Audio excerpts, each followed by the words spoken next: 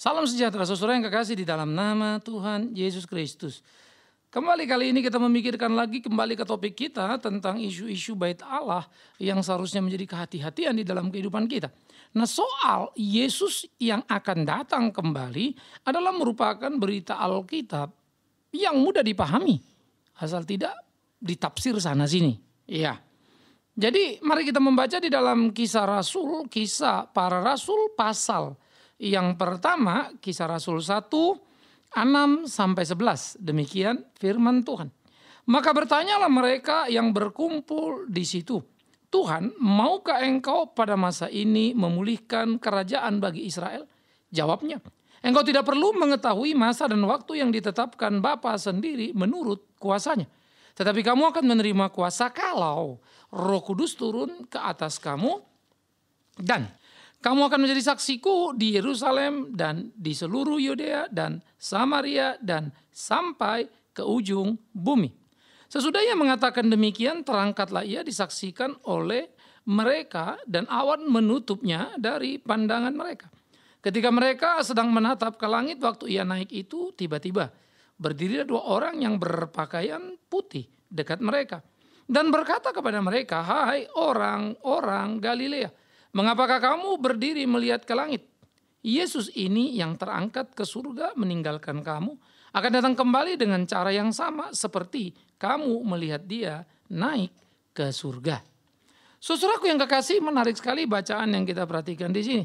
Mengingatkan kepada kita kepada satu fakta atau satu kebenaran betapa ketika Yesus akan naik ke surga, murid-murid ternyata mempunyai berbagai praasumsi. Yaitu mereka bertanya, Tuhan maukah engkau pada masa ini memulihkan kerajaan bagi Israel? Perhatikan, pada masa ini. Pada waktu itu murid-murid tentu berharap karena mereka berlihat Yesus guru sudah mati tetapi ternyata bangkit. Dan sekarang sudah mendemonstrasikan dirinya, menyatakan dirinya kepada semuanya. Sehingga mereka mengalami tentunya satu keterkaguman yang baru karena tadinya sudah sempat berlari meninggalkan Kristus, sekarang dikumpulkan lagi. Tapi ternyata pemahaman mereka tetap saja belum utuh. Sehingga mereka bertanya, mengajukan sebuah pertanyaan, maukah engkau memulihkan kerajaan bagi Israel sekarang ini? Tetap saja mereka memandang isu-isu tentang kerajaan Allah itu adalah isu kekinian di dunia ini. Nah, ini yang kemudian saudara menjadi pertanyaan menarik. Karena ternyata pertanyaan itu terus bergulir hingga zaman sekarang. Sehingga isu kedatangan Kristus selalu menjadi isu-isu yang selalu dikaitkan dengan isu-isu masa kini yang menjadi satu sensasi.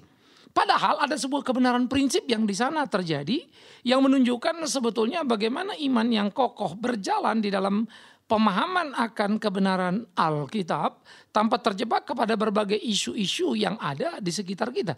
Nah, ini harusnya perlu sebuah kehati-hatian bagi setiap anak-anak Tuhan untuk mengerti atau untuk memahami kebenaran itu sendiri. Nah, mari kita melihat saudara. Ketika mereka mengharapkan bahwa Kristus memulihkan kerajaan sekarang ini, apa yang ada di benak mereka? Di benak mereka tentu adalah kerajaan Israel dikembalikan kepada masa jayanya. Isu militeristik masih sangat kuat pada mereka. Bagaimana misalnya Roma dikalahkan, bagaimana nanti Israel dipulihkan, lalu Israel kembali seperti zaman Daud paling tidak. Itu mimpi mereka. Maukah Tuhan memulihkan? Itu sebab mereka bertanya.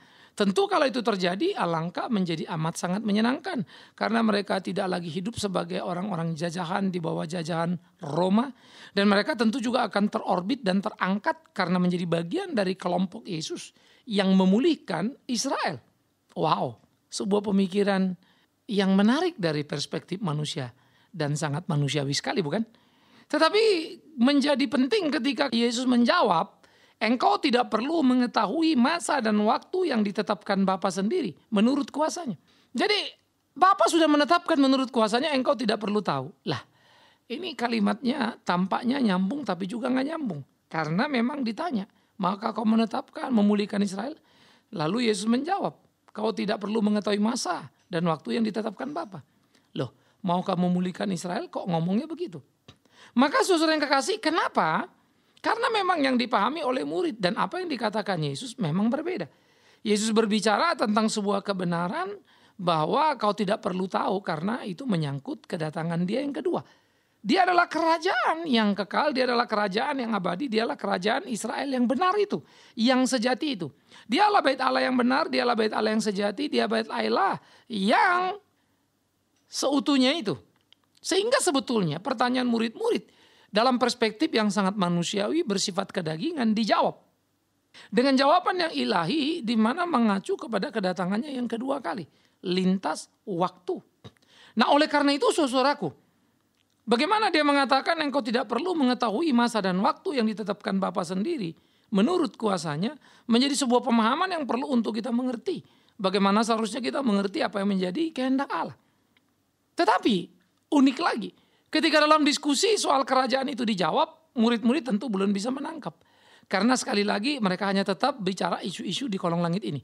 Dan sayangnya 2000 tahun lalu itu kebingungan para murid, 2000 tahun kemudian itu juga kebingungan orang-orang Kristen masa kini. Yang selalu gerasa gerusu ribut-ribut urusan tentang Yesus mau datang. Inilah, itulah dan segala macam, bahkan mencari-cari usaha untuk membaca berbagai tanda untuk bisa menyimpulkan bilakah Yesus mau datang. Padahal dikatakan engkau tidak perlu mengetahui masa dan waktu itu. Tidak perlu tahu, tidak akan dikasih tahu. Kalau ada yang bilang Tuhan kasih tahu kan jadi aneh. Karena itu berarti melanggar Alkitab. Tuhan sendiri bohong dong, kan gitu. Dan saya tidak percaya Tuhan bohong. Yang saya percaya pendeta yang ngomong yang bohong. Pengkhotbah yang ngomong yang dia tahu ini itu yang bohong. Tidak mungkin Tuhan bohong. Karena Tuhan Yesus mengatakan tidak ada satupun yang tahu, siapapun tidak. Nah, jadi saudaraku yang kekasih, penjelasan-penjelasan seperti itu harusnya menjadi penjelasan-penjelasan yang kita pahami, yang kita pegang utuh di dalam pemahaman kita, supaya kita jangan sampai salah lalu kemudian terjebak dalam memahami kebenaran yang seharusnya. Ya, bahwa Yesus akan datang dan tidak ada yang tahu. Ya, dan kita tidak perlu tahu. Itu sudah jelas-jelas kalimatnya. Tetapi yang perlu kita tahu dan perlu kita mengerti adalah bahwa kita akan menerima kuasa, dikatakan kalau Roh turun ke atas kita, dan kita akan menjadi saksi Tuhan di Yerusalem, Yudea, Samaria sampai ke ujung bumi. Jadi yang paling penting sebetulnya kan adalah bagaimana kita menjadi pemberita Injil yang benar itu. Itu yang penting. Jadi bukan soal sensasi sini sana atau ini itunya. Tetapi bagaimana kebenaran-kebenaran itu secara konkret. Bagaimana kebenaran-kebenaran itu diaktualisasikan di dalam kehidupan ini. Itu yang penting. Nah, jadi saudara-saudaraku yang kekasih di dalam Yesus Kristus. Marilah kita memahami kebenaran-kebenaran Allah itu dengan utuh tanpa dipotong di sana sini. Marilah kita pahami bahwa ternyata adalah benar Yesus Kristus Tuhan kita akan datang yang kedua kalinya, yang waktunya kita tidak tahu dan tidak perlu tahu. Tetapi yang kita perlu tahu, kita menerima kuasa dan menjadi saksi Kristus. Artinya bersaksilah sampai Kristus datang. Kapan dia datang? Ya kau tidak perlu tahu. Tapi yang perlu tahu adalah apakah kau menjadi saksi Tuhan. Bukan cari tahu kapan dia datang, bukan ngomong ini tandanya, itu tandanya, bola-balik itu yang diomongin. Akhirnya kan jadi aneh, Alkitab tidak omong itu, Alkitab tidak suruh itu. Murid-murid mau tahu, minta tahu, tidak dikasih tahu. Ya apalagi kita ini, itu rasul itu. Kalau memang perlu Yesus pasti kasih tahu. Tapi yang murid tidak tanya dikasih tahu. Yang murid tidak pengen tahu dikasih tahu. Karena memang itu yang mereka perlu tahu. Yaitu bahwa mereka akan menerima kuasa kalau Roh Kudus turun atas mereka. Mereka akan menjadi saksi Tuhan dimanapun mereka berada. Mereka akan menjadi saksi bahwa Yesus Kristus adalah Tuhan yang datang ke dalam dunia. Mereka akan menjadi saksi bahwa Yesus Kristus adalah Tuhan yang sudah memenangkan dunia. Mereka akan menjadi saksi bahwa Yesus Kristus adalah Tuhan yang sudah melakukan ketetapan Allah dalam kehidupan ini. Nah, jadi saudara-saudaraku yang kekasih, disinilah kita perlu untuk mengerti seutuhnya, memahami sepenuhnya betapa kebenaran-kebenaran firman Allah dinyatakan dalam kehidupan kita. Betapa seharusnya kita melakukan apa yang menjadi ketetapan Tuhan supaya hidup kita menjadi hidup yang memuliakan nama Tuhan. Nah, ini menjadi sebuah gugatan-gugatan yang penting di dalam pergumulan kehidupan kita. Sehingga kita bisa melakukan apa yang menjadi kehendak Tuhan. Menjadi saksi Tuhan itu. Nah ini harusnya kita mampu menempatkan diri kita. Di sini seharusnya kita mampu menggumuli hari-hari kita. Bagaimana kita berjalan di dalam jalan Tuhan itu. Sehingga menjadi saksi Tuhan dimanapun kita berada. Sehingga sungguh-sungguh nama Tuhan dipermuliakan di dalamnya. Ya kan indah loh. Jadi mari kita buat sederhana saja. Saudara tidak diminta cari tahu untuk kemudian tahu ini tandanya, itu tandanya, besok dia datang. Karena murid sudah pernah bertanya dan dihardik oleh Yesus. Kau tidak perlu mengetahui kapan waktunya. Tapi kau perlu tahu, kau harus jadi saksiku. Karena itu, siapapun anak Tuhan yang menjadi saksi Tuhan dimanapun, kapanpun, ia tidak perlu takut kapan Tuhan datang. Justru menyenangkan. Karena itu akan menjadi sebuah penantian. Ia tidak perlu pusing, ia tidak perlu gelisah, entah apa kerusuhan, kekacauan dalam dunia ini. Ya, karena Tuhan akan tetap menyertainya dan memberkati dia di dalam kehidupannya. Alangkah amat sangat indahnya, itu saja. Jadi, saudara-saudara yang kekasih di dalam Yesus Kristus Tuhan, kita tidak boleh terperangkap pada jebakan-jebakan yang salah dalam hidup kita. Kita tidak boleh terperangkap lalu kita menjadi salah dalam memahami kebenaran firman Allah. Tetapi bagaimana seharusnya kita melakoni kehendak Tuhan itu sehingga kita hidup seperti yang Tuhan mau dan hidup kita menyenangkan hati Tuhan. Alangkah indahnya. Nah, jadi saudaraku yang kekasih di dalam nama Yesus Kristus Tuhan, betapa kehidupan kita harus mampu menjadi sebuah kehidupan yang mencerminkan belas kasihan Tuhan. Betapa kehidupan kita harus sungguh-sungguh seperti apa yang Tuhan mau. Ini yang menjadi penting di dalam seluruh aspek keimanan orang percaya itu. Sehingga betul-betullah kita melakukan ketetapan-ketetapan Allah itu di dalam seluruh kehidupan kita. Kan begitu. Sehingga hidup kita menjadi satu hidup yang indah. Hidup kita menjadi satu hidup yang menyenangkan. Hidup kita jadi satu hidup yang memuliakan nama Tuhan. Kita menjadi saksi Tuhan kemanapun, dimanapun. Apakah saudara seperti itu? Itulah pergumulannya. Itulah persoalannya. Itulah yang harus kita menangkat. Maka dikatakan sesudah mengatakan demikian, maka terangkatlah Yesus disaksikan oleh mereka. Dan awan menutupinya dari pandangan mereka. Nah, jadi kita bisa melihat saudara yang kekasih, bagaimana kemudian Yesus naik ke surga tanpa memberikan atau menjawab apa yang mereka tanya tentang pemulihan kerajaan. Tetapi baliknya mereka diingatkan tentang tugas panggilan untuk bersaksi tentang Tuhan, menjadi saksi Tuhan. Jadi nggak ada isu-isu kerajaan dunia yang diperdebatkan atau diperbicarakan oleh Kristus. Bahwa ada tanda-tanda gempa itu dikatakan, ada tanda-tanda perang itu dikatakan. Menjadi satu tanda yang bersifat general menunjukkan betapa tuanya dunia, betapa bobroknya moral manusia, betapa merosotnya perdamaian, kekacauan di dalam sistem alam semesta ekologi yang mengakibatkan kekacauan di dalam berbagai aspek kehidupan. Dan itu memang benar. Karena semakin manusia sombong, semakin manusia jauh dari Tuhan, semakin manusia merusak kehidupan. Nah, itulah seharusnya yang Anda perhatikan dan saya perhatikan. Sehingga dengan demikian kita bisa sungguh-sungguh hidup seperti apa yang Tuhan mau. Tuhan kehendaki. Alangkah indahnya. Jadi saudaraku yang kekasih di dalam nama Tuhan Yesus Kristus. Bagaimana seharusnya kita memainkan kehidupan kita. Bagaimana seharusnya kita menjalani hari-hari kita. Supaya kita seperti apa yang Tuhan mau. Itu perlu. Maka ketika dia katakan dia terangkat, ya, awan menutupinya dari pandangan mereka, maka ketika mereka sedang menatap ke langit waktu dia naik, tiba-tiba berdiri dua orang yang berpakaian putih dekat mereka. Ada malaikat datang. Maka apa yang dikatakan malaikat itu? Hai orang Galilea, mengapa kamu berdiri melihat ke langit? Yesus ini yang terangkat ke surga meninggalkan kamu akan datang kembali dengan cara yang sama. Seperti kamu melihat dia naik ke surga. Artinya, kamu ini kok terjebak fenomena. Kenapa kamu lihat-lihat ke atas sana? Dia yang naik itu demikian juga dia akan turun. Artinya saudara sekali lagi, artinya sangat jelas. Sama seperti jelasnya mereka melihat Yesus naik, begitulah jelasnya Yesus datang kembali. Bila manakah? Enggak ada yang tahu. Karena memang kau tidak perlu tahu. Dan jangan lihat-lihat ke atas. Itu urusan dia nanti naiknya, urusan dia datangnya. Lihat di bawah sini. Itu ayat 8 tadi. Menjadi saksinya. Indah kan? Jadi kita saudara-saudara, ketika membicarakan Israel, ketika kita membicarakan isu-isu yang bertumbuh dan berkembang, seharusnya kita menyadari. Seluruh kisah perjanjian lama, titiknya cuma satu. Yesus Kristus itu. Sesudah digenapi Kristus itu, disitulah kita memegang prinsip kebenaran itu.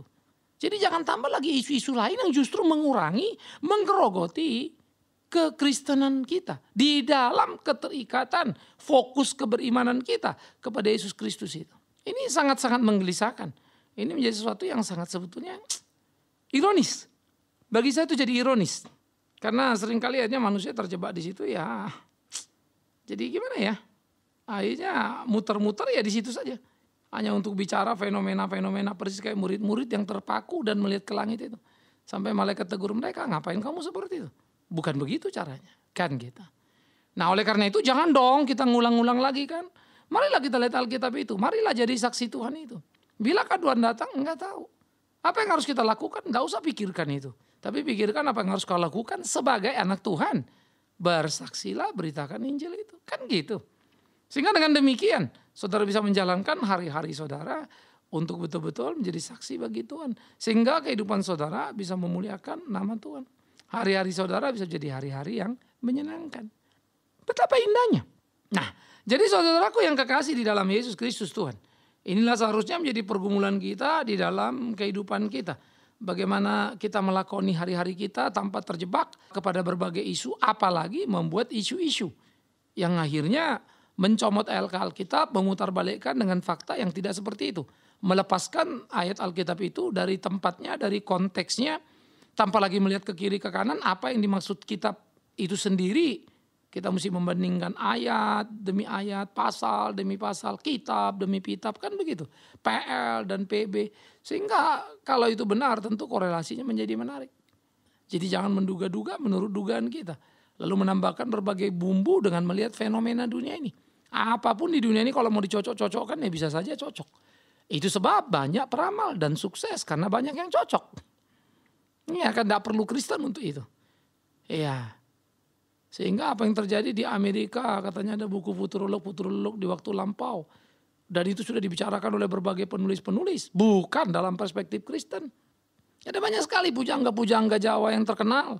Yang menceritakan bagaimana kehidupan Indonesia atau dunia ini kemudian hari. Dan ternyata tulisan mereka betul. Itu yang menjadi harus kita pahami. Ronggo Wasito pernah berkata, dunia ini edan, hidup ini akan edan. Dan memang benar sih. Nek laki kayak perempuan kayak laki, ya memang itu kejadian kan. Apakah kekristenan model seperti itu? Kalau cuma saudara mau membaca 4, 50, 60, 70 tahun ke depan apa terjadi, masa saudara nggak bisa baca? Seharusnya kalau saudara bijak, saudara akan tahu. Tapi toh kita memang tidak mau tahu apa yang terjadi dalam sekitar ini. Itu sebab para pemikir berpikir, melihat, mencermati, mengamati, membuat kesimpulan. Dan dalam bijaksananya, kesimpulan mereka tepat. Nah Alkitab menolong kita. Alkitab memberikan kita pencerahan yang kita mesti mengerti. Supaya kita membuat kesimpulan yang tepat tentang Kristus Tuhan kita yang akan datang kembali itu. Sehingga tidak terjebak isu-isu bait Allah ketiga lah mau dibangun. Isu lembu emas lah, isu inilah, isu itulah. Yang akhirnya membuat kita menjadi kacau balau, gak karu-karuan. Historisnya sudah gak pas, geografisnya makin lagi. Apalagi dilihat teologis dalam kebenaran kitab secara keseluruhan. Ingat. Peristiwa yang ada di sekitar kita mau dicocok-cocokkan dengan Alkitab bisa cocok. Kalau kita bilang ada gempa di Alkitab, tanda-tandanya ada gempa misalnya. Berapa banyak gempa di dunia ini? Cocok semua kan? Kelaparan, emang yang kelaparan nggak ada? Ada saja. Tapi yang bilang itu nanti kelaparan mungkin orang-orang yang lagi dilanda kelaparan, bilang Yesus mau datang. Tapi mereka yang kenyang-kenyang yang gak lapar itu yang nggak ngomong begitu kan? Apakah isu kedatangan Yesus itu menjadi isu yang lokal? Saya nggak percaya. Tetapi kita melihat bagaimana fenomena atau tanda-tanda itu akan bergerak.